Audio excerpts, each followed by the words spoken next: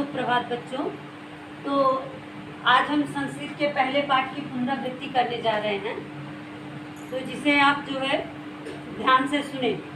इसका नाम है वर्णमाला। हिंदी में भी आपने पढ़ा होगा वर्णमाला।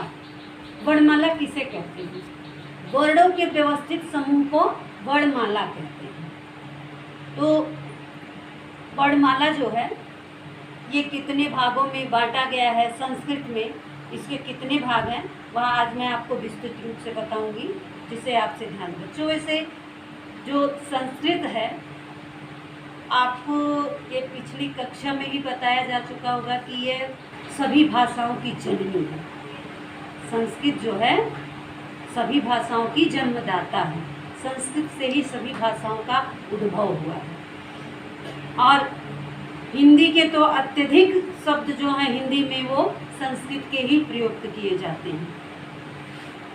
तो जिस प्रकार से हिंदी की भाषा देवनागरी लिपि जो है वो देवनागरी होती है, उसी तरह से संस्कृत की भी लिपि जो है वह देवनागरी होती है। तो भाषा की सबसे छोटी इकाई जो होती है वो क्या कहलाती है? भाषा की सबसे छोटी इकाई वर्ड कहलाती है। वर्ड जिसके और खंड नहीं किए जा सकते। ये आप फर्स्ट से पढ़ते चले आ रहे हैं हिंदी भाषा में कि वर्ड किसे कहते हैं। तो भाषा की सबसे छोटी इकाई जिसके और खंड नहीं किए जा सकते वह वर्ड कहलाता है। तो अब बच्चों आपने जान लिया वर्ड के बारे में और ये संस्कृत भाषा के बारे में। तो अब हम आपको वर्णमाला यानी वर्णों के व्यवस्थित समूह को वर्णमाला कहते हैं। और संस्कृत में यह कितने भागों में बांटा गया है आपको हम बता रहे हैं। वर्णमाला में जो वर्णमाला को पहले तो 2 भागों में, हिंदी में 2 भागों में बांटा गया है, स्वर और व्यंजन। हिंदी में स्वर 11 है और व्यंजन 33 है, लेकिन संस्कृत में स्वर 13 हैं और व्यंजन 33 हैं। और इनके जो है कई वर्ग हैं, वर्णमाला के कई वर्ग हैं। तो अब सर्वप्रथम तो बच्चों मैं आपको ये बता रही हूँ कि स्वर को कितने भागों में बांटा गया है संस्कृत में। 5th क्लास में आपने जो है स्वर व्यंजन को कितने भागों में बांटा गया ये देखा होगा, लेकिन यहाँ स्वर कितने हैं, व्यंजन कितने हैं, अयोगवाह कितने हैं, संयुक्त अक्षर कितने हैं, यह मैं आपको विस्तृत रूप से आपको बता रही हूँ। इसे एक बार ही आपको बताया जा चुका है, लेकिन जिन बच्चों ने नहीं पढ़ा है या जो नहीं जान पाए हैं, जो इस वक्त मतलब क्लास से वंचित रहे हैं, वो जो है अब ध्यान से देख लें कि मैं आज से पहला पार्ट फिर से आरंभ कर रही हूँ। तो जिन बच्चों का छूट गया, जो नहीं कर पाए हैं, वो अपना शुरू से फिर से कर लेंगे। तो ये है वर्णमाला, यानी वर्णों के व्यवस्थित समूह को क्या कहते हैं? वर्णमाला कहते हैं। इसकी परिभाषा बच्चों यही आप लिखेंगे सर्वप्रथम अपनी पुस्तक में, अपनी कॉपी में। पुस्तक में तो आपने देखा ही है, पेज नंबर 6 पहला पाठ है। तो ये है वर्णमाला, वर्णों के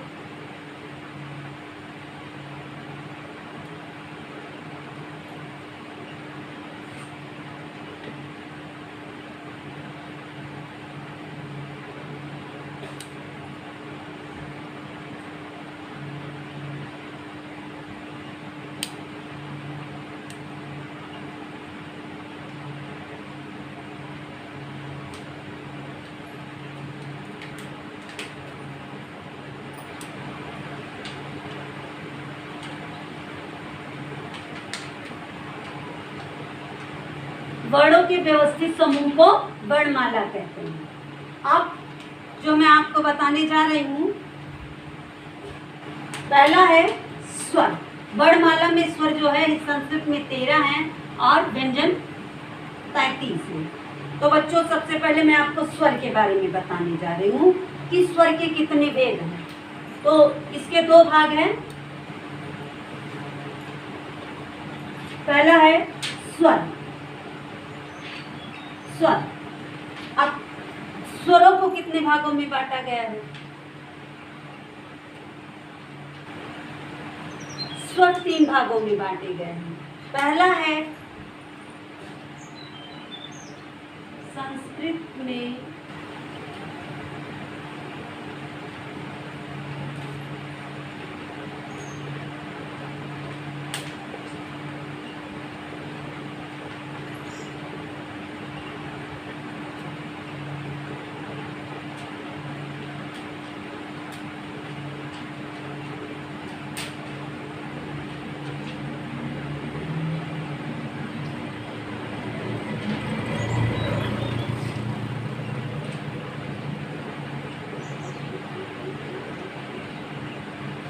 संस्कृत में स्वर को 3 भागों में बांटा गया है। पहला है ह्रस्व स्वर, पहला है ह्रस्व स्वर।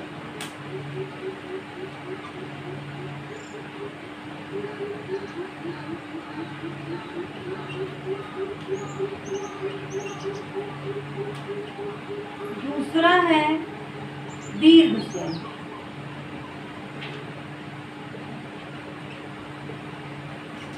और तीसरा है संयुक्त अक्षर, संयुक्त स्वर,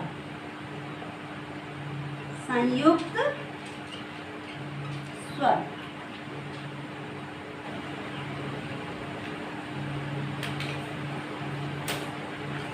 तो ये है बच्चों आपके स्वर। स्वर को 3 भागों में बांटा गया है, ह्रस्व स्वर, दीर्घ स्वर, संयुक्त स्वर। ये आपकी पुस्तक में ही दिया हुआ है। अब इसमें ह्रस्व स्वर कितने हैं? ह्रस्व स्वर की संख्या है 5। कौन कौन से वर्ड आते हैं? छोटा या, छोटी, छोटा ऊ,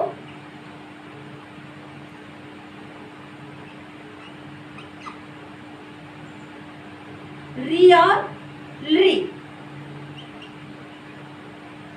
ये जो है ह्रस्व स्वर में आते हैं। अब आपका है दीर्घ स्वर। दीर्घ स्वर में बड़ा या, बड़ी, बड़ा ऊ, और बच्चों री या बड़ी री, री।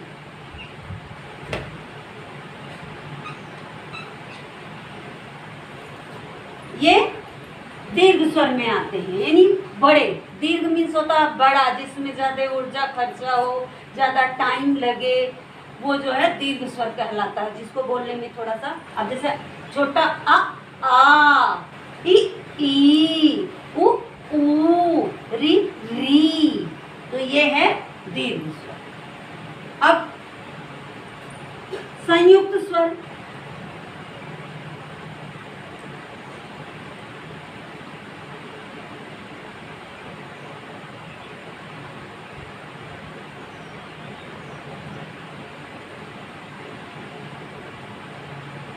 ये है ए, ओ, औ।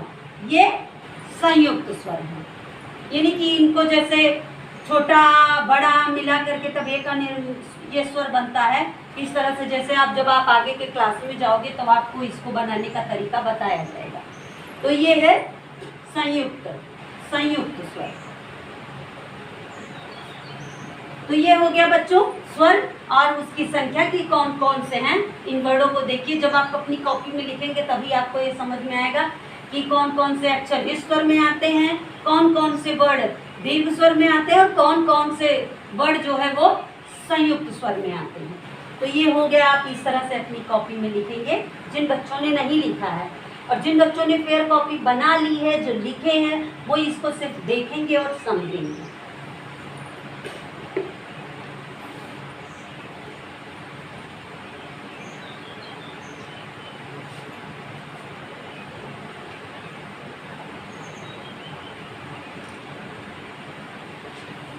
तो बच्चों वर्णमाला के अंतर्गत आपने वर्णमाला की परिभाषा देखी और वर्णमाला के अंतर्गत आपने स्वर को जाना।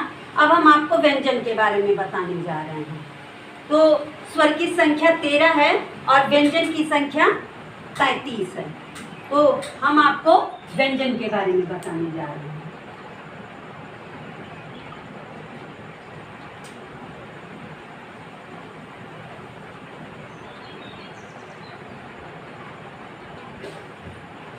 व्यंजन को 5 भागों में बांटा गया है, 5 वर्गों में। व्यंजन को 5 वर्गों में रखा गया है और ये जो 5 वर्ग हैं ये स्पर्श व्यंजन कहलाते हैं। ये स्पर्श व्यंजन कहलाते हैं। स्पर्श व्यंजन 5 वर्गों में बांटा गया है।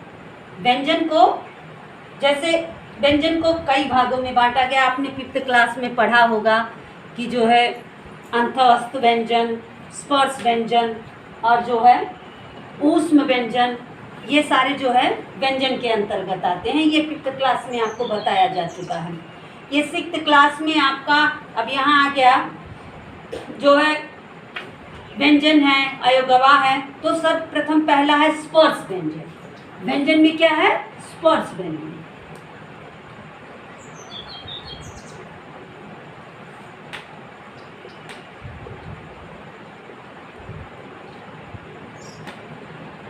तो बच्चों जैसे इसके नाम से ही पता चलता है स्पर्श, स्पर्श मीन्स होता है टच होना, छू जाना, कहीं ना कहीं टच होना, तो ये स्पर्श व्यंजन कहलाता है। तो जैसे ये जो व्यंजन है ये हमारे मुंह से निकलते समय किस किस स्थान से हो करके निकल रहे हैं, किस किस जगह को टच कर रहे हैं मुंह में, जीभ को, दांत को, तालू को, और जो है ये सारे कैसे कैसे बाहर निकल रहे हैं, किस किस स्थान को छू करके, तो स्पर्श व्यंजन कहलाता है। तो अभी मैं आपको बता रही हूँ, का वर्ग है, पहला वर्ग है का। अब का में का, खा, गा, घा, अंगा, ये जो है स्पर्श व्यंजन के अंतर्गत आते हैं। इन्हें कंठस्थ व्यंजन कहते हैं, जो गले से होते हैं। आपके पेज नंबर 6 में दिया हुआ है जिनकी आवाज जो है जो गले से होकर के निकलते हैं। देखिए क, ख, ग, घ, अंग, ये गले से ही निकले, तो इसे कंठस्थ व्यंजन कहते हैं। च वर्ग,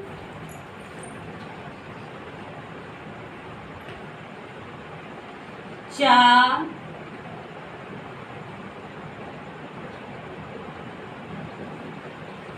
छ, जा, झा, इया, ये है तालू से, चा, छा, जा, झा, इया, ये तालू से बोले, जीभ जाके तालू में टकराती है और तब वहां से ये वर्ड निकलते हैं, इनका उच्चारण होता है। ये जब इनको बोलते समय हमारी जीभ तालू से जाके टच होती है, तो ये तालव्य व्यंजन कहलाते हैं।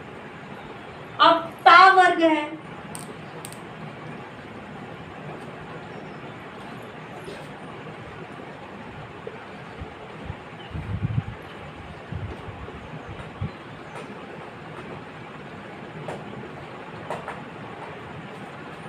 ट, ठ, ड, ढ, ड, ये है मूर्धा। ट, ठ, ड, जीभ जो है ये दांत के ऊपर और तालू के सामने आकर के टकराती है, तब ये आवाज निकलती, जिसे मूर्धा बोलते हैं। ठीक है, और ये है टा, ठा, डा, ढा, अड़ा। हमारी जीभ जो है वह जा करके दांत के ऊपर, दांत के सामने जो जगह होती है तालू के आगे, वहां जा करके टकराती, तो ये आवाज निकलती है टा, ठा, ड, ड, ड़। फिर है तावर, त, थ, द, ध, न।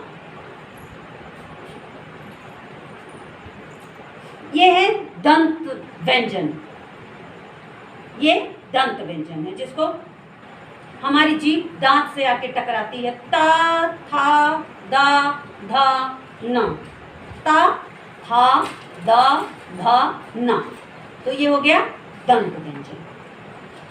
पा वर्ग है, प, फ,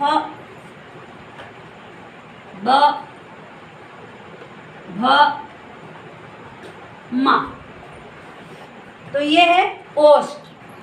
हमारे होंठ जब दोनों टकराते हैं तो ये आवाज बाहर निकलती है, ये वर्ड बाहर आते हैं। पा, फा, बा, भा, मा, पापा, पापड़, पापी, पूनम। ठीक है, तो ये शब्द जो है ये हमारे होंठ से निकलते हैं, तो ये हो गया ओष्ठ। अब ये आपके स्पर्श व्यंजन। और बच्चों ये हलंत लग जाने से सर्वप्रथम तो आपको 5th क्लास में ही बताया जा चुका है कि वर्ड जो स्वर जो हैं, हिंदी में भी बताया गया होगा कि व्यंजन स्वर जो है वो पूर्ण है, लेकिन व्यंजन जो है वह अपूर्ण है। वह स्वर के मिलाने से व्यंजन पूरा होता है। तो यहाँ ये हलंत लगा देने से जो है व्यंजन आधा हो जाता है। तो ये आधा आधा लिखा हुआ है, यानी आधे का मतलब जैसे है ये, अगर यहाँ हलंत नहीं लगा तो का इस तरह से लिखेंगे, और अगर जिन वर्डों के नीचे हम हलंत लगा देते हैं वो वर्ड अपने आप ऐसे हो जाते हैं, आधे हो जाते हैं। तो इस तरह से या तो हम हलंत लगाते हैं वर्ड के नीचे जब आधा लिखना होता है, और या तो फिर जो है आधा लिखेंगे। तो अब आपका है, ये आपने स्पर्श व्यंजन जान लिया कि इसके 5 वर्ग हैं, का वर्ग, चा वर्ग, टा वर्ग, ता वर्ग, पा वर्ग। और ये कहाँ कहाँ से इनकी आवाज़ निकलती है ये आपकी पुस्तक में दिया हुआ है, कंठ, तालु, मूर्धा, दंत और ओष्ठ। तो आपने इसको समझ लिया। अब आपका है अंतःस्थ व्यंजन। अंतःस्थ व्यंजन बच्चों 4 हैं, या, रा, ला, वा। या, र, ला, वा, ये आपकी पुस्तक में है। ये 4 क्या हैं? अंतःस्थ व्यंजन। ऊष्म व्यंजन। ऊष्म व्यंजन का मतलब होता है जो हमारे जब जिनको बोलते समय जो है हमारे शरीर से, हमारे मुख से जो है हमारी कुछ ऊर्जा समाप्त होती है, कुछ एनर्जी खत्म होती है, टाइम लगता है, कुछ गर्मी जिसे बोलते हैं ना, ऊष्म व्यंजन। ये ऊष्म व्यंजन कौन है? जो बड़ा शा, शा, सा, हा, यानी बड़ा सा, मूर्धन्य सा, छोटा सा, हा, ये जो है ये ऊष्म व्यंजन कहलाते हैं। अब इसके अलावा 2 अयोगवाह हैं, अनुस्वर और विसर्ग, जिसके बारे में हम अगले पीरियड में आपको विस्तृत रूप से समझाएंगे। तो बच्चों आज के लिए बस इतना ही। जिन बच्चों ने नहीं किया हो कॉपी में ही करेंगे और इसको लिख के तथा याद करेंगे।